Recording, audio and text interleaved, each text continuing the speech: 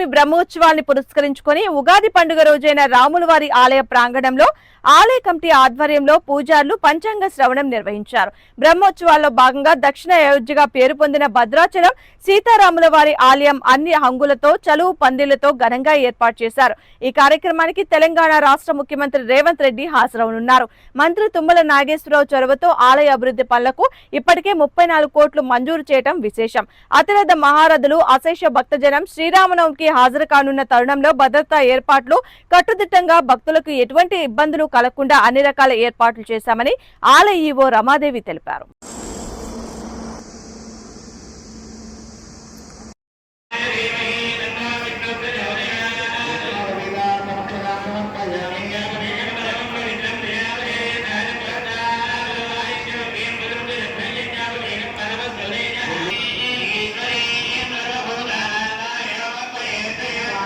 Yeah.